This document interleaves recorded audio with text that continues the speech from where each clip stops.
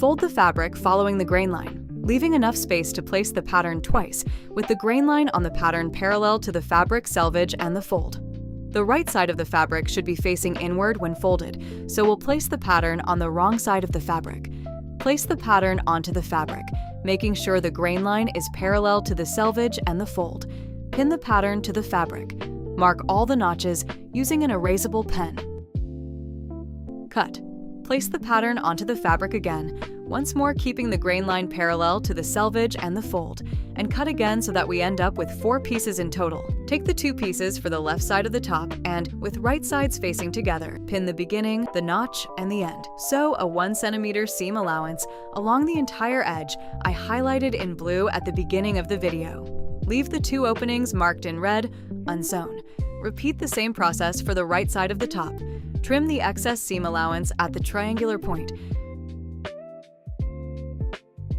Turn the pieces right side out, through the openings we left unsewn. Use a stick or any pointed tool to shape the triangular point neatly.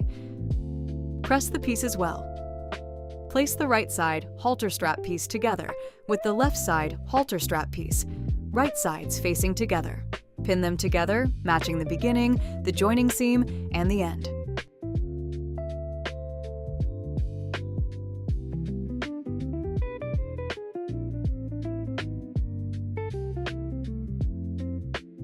Sew with a 1 cm seam allowance.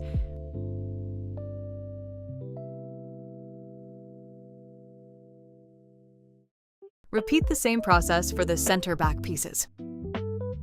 Place the right side center back piece together with the left side center back piece, right sides facing together, and pin them by matching the beginning, the joining seam, and the end. Sew with a 1 cm seam allowance.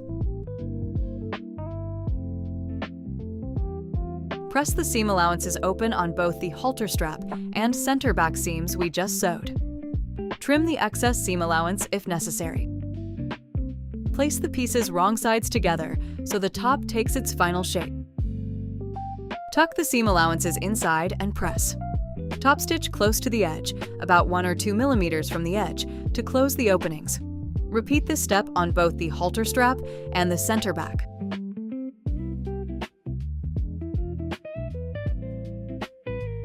Give the entire top a final press, and it's finished.